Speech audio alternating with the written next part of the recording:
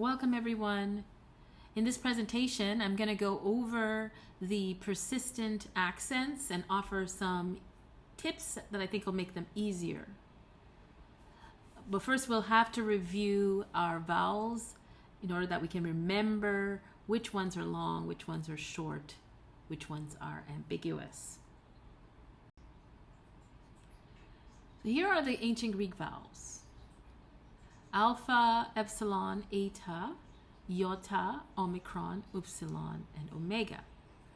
Alpha, iota, upsilon are ambiguous, which means that depending on the circumstances and the word that they're connected to, they can be long or short. Epsilon and omicron are always short, whereas eta and omega are always long. Let's move on to diphthongs.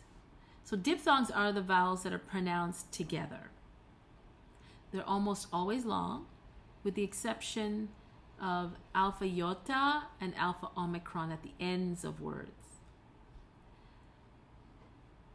So we have I, alpha iota, au, alpha upsilon, e, epsilon iota, u, epsilon upsilon, e, eta iota subscript, eu, eta upsilon, oi, omicron iota, o, omicron upsilon, and o, omicron iota subscript. So these are always going to be long except for alpha iota and omicron iota when they're at the end of a word. So those are some tips here we have to keep in mind before we get into the accents. There are three accents in ancient Greek: acute, grave, and circumflex. The accents have two basic behaviors. They are either persistent or recessive. Accents that are persistent try to stay in the same position or shape that they have in the nominative. Accents that are persistent you'll find them on nouns, adjectives, pronouns, and on prepositions for the most part. Prepositions don't really have accents that change too much. Now, recessive accents are accents that try to move as far back in the word as possible. So they'll try to stay away from, or move away from the final syllable as far into the word, toward the beginning of the word as possible. And recessive accents tend to be on verbs.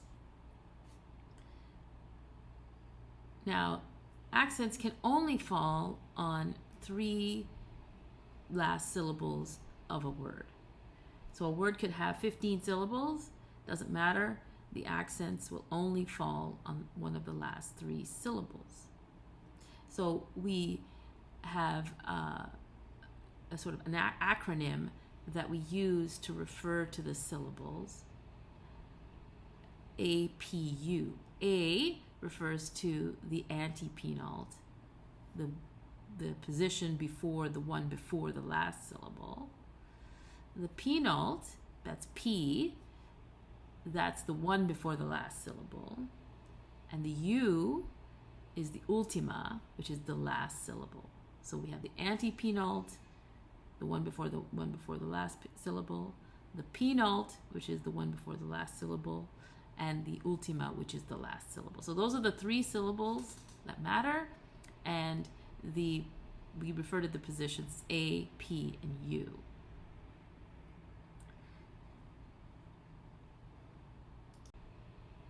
So here we can see it in a different schema here. So acute accents can be on any of the three syllables, any A, P, or U. The circumflex, we can see here, can be on the P and the U, but only if those vowels are long. And the grave can only be on the final syllable. Now, in the case of the grave, the issue here is that it's really just a thing that, or an effect that happens to the acute, because it replaces an acute when another word is following. So an acute on the final syllable of a word, if another word is following, that acute will turn to a grav, unless the word that's following is what we call an enclitic. Then it's just going to misbehave, and we'll talk about enclitics later. But for now, just worry about changing that final acute accent to a grav if a word is following. All right, so there are 3 basic rules for persistent accents.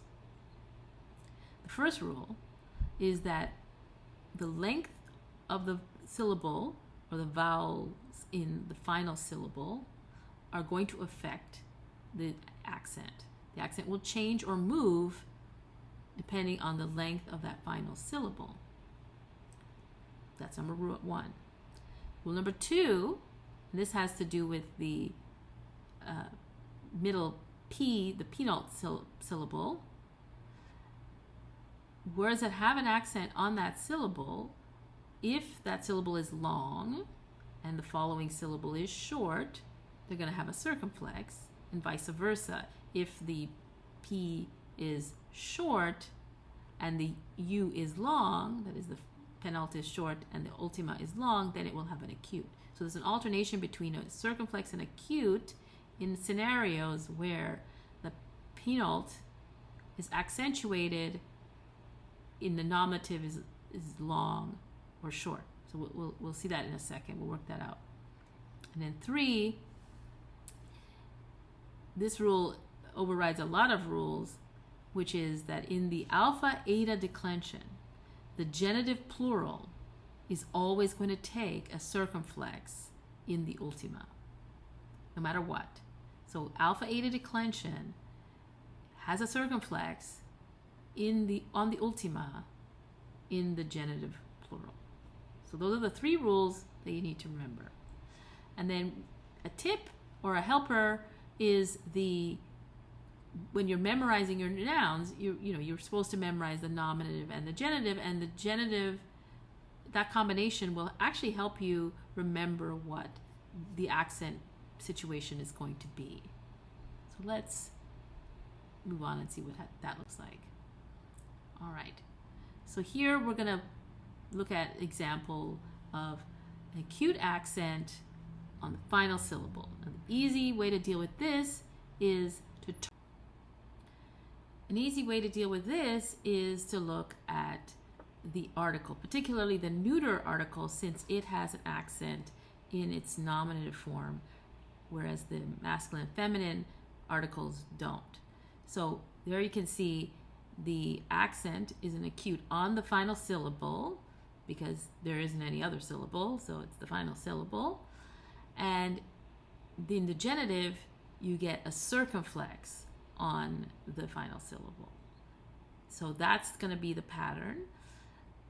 So what we see is the nominative is acute, then the genitive and the dative are going to be circumflex because they're long, and then the accusative is acute. So nominative acute and accusative acute, because the nominative and accusative are the same, and the genitive and the dative will take circumflex. And in the plural, the ta is short, so acute, and then the genitive and the dative, tone and tois, are long, so they get circumflex, and then the accusative plural is the same as the nominative, and so it's going to have an acute. So that's going to be the pattern for nouns that have acute accent on the final syllable. Regardless of whatever is happening, this is going to be the pattern. If it doesn't matter if it's feminine, it doesn't matter if it's masculine, this is going to be the pattern. And you can see this is the case because if you look at the masculine and feminine articles, you can see the same thing. The nominative doesn't have an accent, but the genitive is circumflex and the dative is circumflex, and the accusative is acute. The nominative again doesn't have an accent, but then the genitive is in the plural has a circumflex, the dative plural has a circumflex, and the accusative plural have circumflexes. or sorry, I have acutes. Okay, so that is going to be the pattern. Acute, circumflex, circumflex, acute, acute, circumflex, circumflex, acute. If the accent is an acute on the ultima, that is going to be the pattern. Let's move on. So here we have a, let's say a flashcard or something with your vocabulary, and here you have, I've grouped them together here, of words that have the acute accent on the ultima. So adelphos, adelphou is masculine, brother. So here we can see, okay, so we know already from this that, okay, the nominative is going to be adelphos, the genitive is adelphou. We already saw that the dative takes the same accent as the genitive, so again, circumflex on the adelpho, and we know that the accusative and the nominative take the same accent, so adelphon. Here we go. And then we move into the plural, it would be the same pattern. Adelphoi with the acute, adelphon with the circumflex, adelphois with the circumflex, and adelphous with the acute. That's going to be the pattern. And we're sort of helped out on this by the remembering the nominative with the genitive. So here let's look at the word for river, ho potamos, potamou, masculine, river. And another way of working out when you're memorizing all the four parts you need, you can stick in the article, right? Because the article is going to tell you what gender it is. So ho tells us it's masculine, so I don't need to memorize masculine. I can just say ho potamos, potamou, river. That gives me all the information.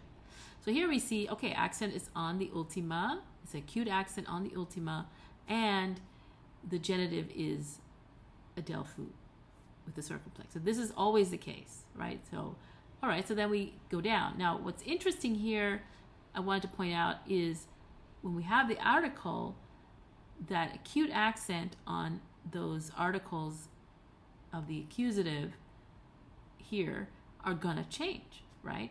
Because the article is usually with the word, or there's usually some word following the article.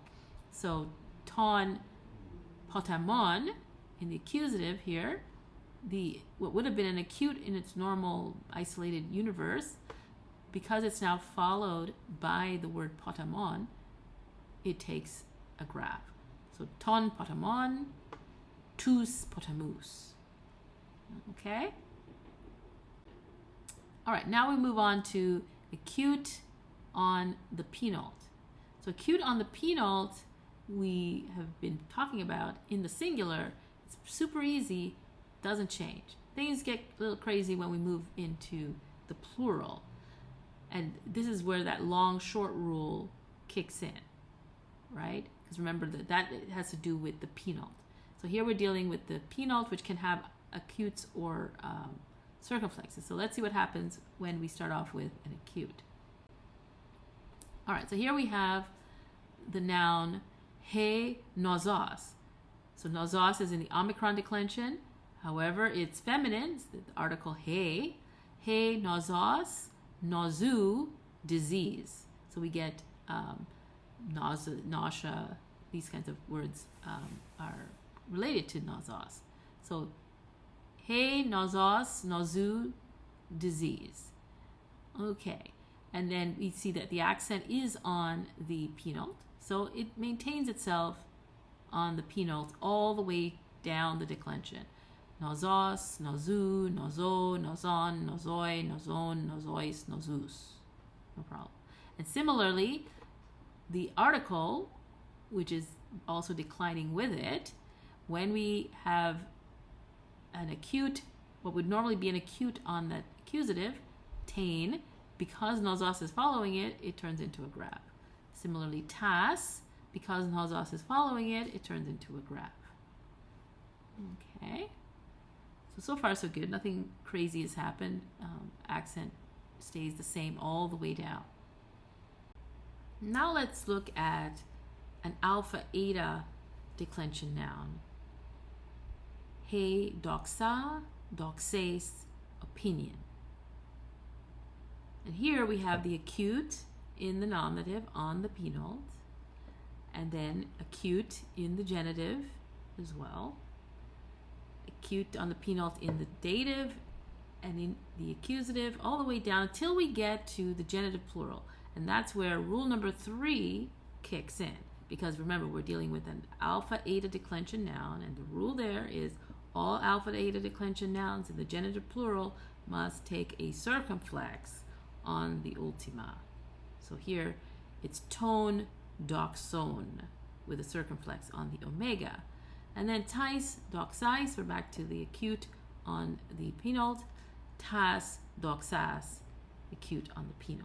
So alpha eta declension nouns, got to watch them because they got a lot of tricky things going on with them. And one of them is that always in the genitive plural, the accent is a circumflex on the final syllable. Okay, now we'll turn to 2 masculine nouns in the alpha eta declension. Young man, neanias, so ho neanias, neaniu, young man, and soldier, ho stratiotes, stratiotu, soldier. Okay, so these 2 are in the alpha eta declension, and we're going to start to see some of the rules kicking in.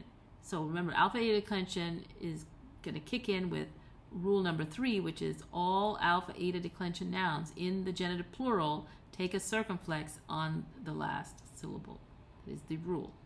Right, so here we have neanias, neaniu. So that tells us, okay, we now know our weirdo change that happens when masculine nouns in the alpha eta declension happen. So neanias, neaniu, neania, neania, neania. Okay, so all so far so good. The iotas are staying where they need to. The accent, sorry, staying where it needs to on the iota. Then we get to the genitive plural. There we see our rule number 3 kicking in. Neanion, neaniais, neanias. So far so good. Now let's look at stratiotes, because stratiotes not only has rule number 3 kicking in, but also ends up getting the long short rule number 2 kicking in as well. So here we have stratiotes, stratiotu, stratiote, all predictable so far, stratiotain, but then in the vocative ending in alpha and eta nouns can be long or short. In this case, it's short. And so we have our long short rule kicking in. So stratiota. And so therefore we get a circumflex because long short rule, the penult takes a circumflex. Stratiota. And we see it here in the plural, because remember the exception in our diphthongs was alpha iota, omicron iota at the end of a word are short. So stratiotai is actually treated, as far as accent's concerned, as a long short, and so the omega takes a circumflex. Then we have our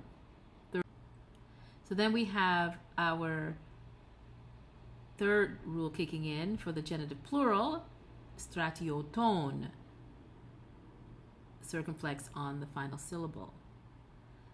Then the dative goes back to normal, acute on the penult, so stratiotais, and the accusative acute on the penult, stratiotas. So this is a beautiful example of how all the rules are working here. We've got the stratiotes has the long short rule kicking in. It has the alpha eta genitive plural rule kicking in. All of it is all there in our stratiotes, our soldier. Right, now we'll look at what happens when the penult actually has a circumflex in the nominative. So our favorite word is going to be perfect for this. To ployon, tu ployu, boat. because it has in the nominative a circumflex on the penult. Ployon.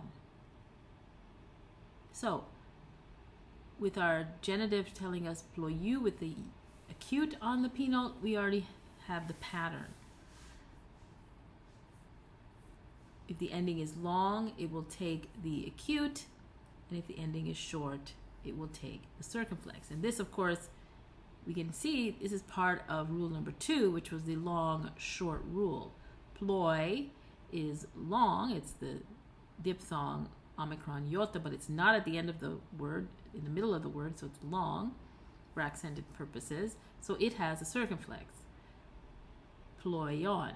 And if the penult is long and the ultima is short, we get the long-short rule, and it takes a circumflex. In the genitive, both the penult and the ultima are long, and so long-short rule says it can't be the case that we have a circumflex, so it becomes an acute. So, to ployon, tu ployu, to ployo, ton ployon, ta ploya, ton ployon, tois ployois, ta ploya. And there you can see the pattern working very, very nicely. The nominative and the accusative are the same in the singular and the plural. The genitive tells you what happens when the ending is long, and the dative is the same as the genitive because the ending of the dative and the genitive are both long. So it's very easy. The boat is the most easy word we'll ever get. Our next word is pebble. Ho sephos, tu sephu, pebble, or voting stone. They used to vote by putting stones in a jar, and how many white stones versus black stones would indicate up or down in terms of acquitted versus guilty, etc. So here we could see, just like toployon, sephos has a long penult, and therefore circumflex because the ending is short. Sephos has circumflex on the penult. Sephu, because u is long, turns the circumflex into an acute. Sepho, same thing. Long ending, circumflex becomes an acute. Sephon, we're back to the long-short rule again. Then the nominative plural, hoi sephoi, the omicron iota diphthong is treated as short, and so we're back to a circumflex. The theoretical short, long theoretical short gives you a circumflex. The genitive is ton sephon, acute, on the penult, and then the dative tois sephois, acute on the penult, and then the accusative plural is tous sephus. So the ending in the accusative plural is long, or the masculine, and so the accent stays as an acute in the masculine. Okay, so now we look at a alpha eta noun that has the circumflex on the penult. He glotta, tes glottes. So the long-short rule applies. So he glotta, circumflex on the penult, means that the alpha at the end of glotta must be short because it's a long-short rule. Then when we move to the genitive, tes glottes, we get both the ending is long and the penult is long, so the accent on the penult must be an acute. And the dative is the same. And then the accusative, we get back to the circumflex, which indicates that that alpha in the accusative here is short. Now, in the plural, we already said that the diphthong alpha iota is an exception for accentuation purposes. It's treated as if it is short. And so the circumflex stays the same on the penult. In the genitive, we get our third rule, which is that all alpha eta declensions in the genitive plural take a circumflex on the ultimate syllable. So there we go. Glottone, tone, glottone. Then we move to the dative, and the ending is long, and we go back to a circumflex. And then the accusative, we have an acute. Why? Well, because the as, the accusative plural ending, is actually long. And so we have an acute on the penult here. So by now you're probably wondering, how do I know when alphas are long or alphas are short? I actually have a video for that I'll link to this one. But for now, let's just continue focusing on using the rules to figure out where the accents go.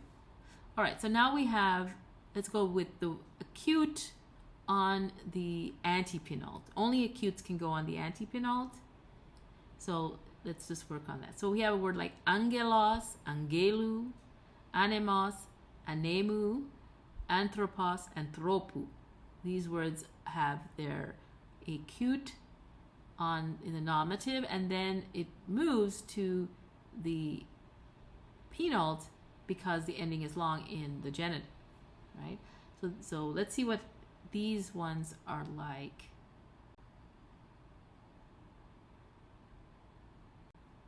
All right, so here I've got 3 words. I think I'm blocking my image of myself here is blocking the ending.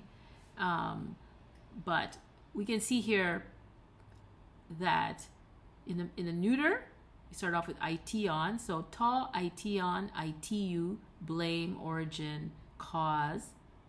That's ition. I get words like etiology from this.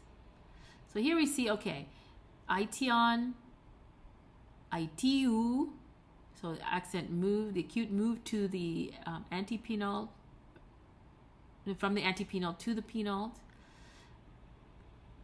And then so that's what we get when we have our nominative and our genitive. And so then we know that the dative will also look like the genitive. So itio, and then with a neuter, we know that the nominative and the nominative and the accusative are the same. So that takes care of everything. So we know the neuters are easy to deal with, because if you've got the nominative and the genitive, you've got all the things to worry about. And then the plural, you do the same. And the alpha eta rule doesn't kick in for neuters because there are no neuter alpha eta declension nouns. So nothing to worry about there.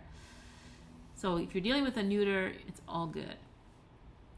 All right, so let's move on to ho anthropos, to anthropou, human being or person. And we get philanthropy, misanthropy, anthropocene, all kinds of words coming from anthropos. And here we can see, again, in the genitive, the acute accent, which was on the antepenult, it moved to the penult. And in the dative, because the dative is also long, it will move to the penult. In the accusative, it goes back to the antepenult. In the nominative plural, it is on the antepenult because that oi ending is the exceptional diphthong, which is treated as short for accentuation purposes. Then in the genitive, it moves to the antepenult because tone, the own ending in the genitive plural, is long. Dative, same thing. Now the accusative is also long in the masculine, right? Us, is long. So you're going to see that acute accent move to the penult there. All right, what about thalata? Again, alpha, eta declension. Also, it's one of these questionable alphas. Remember, alphas are ambiguous. Are they long or short? Now, if the accent is on, here's one of the tips on how to figure out if an alpha is long or short. If the accent is on the antepenult, it must be short. Like you can't get an accent that far back if the ending is long, right? It has to be at least on the antepenult, if not on the ultima. So thalata, short alpha. The genitive thalates, the eta is long, so the accent is going to move to the penult. Thalate, same thing, will move to the penult.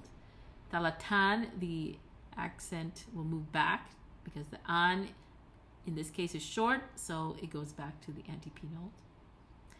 Thalatai, again, because it's the exceptional diphthong at the end of the word, it will then move back to the antepenult. The genitive plural declension rule kicks in, alpha eta declension rule kicks in. All alpha eta declensions have circumflex on the omega. That's what's happening here. Thalatais is going to be on the antepenult, and thalatas is going to be on the antepenult because the accusative plural is long in this declension.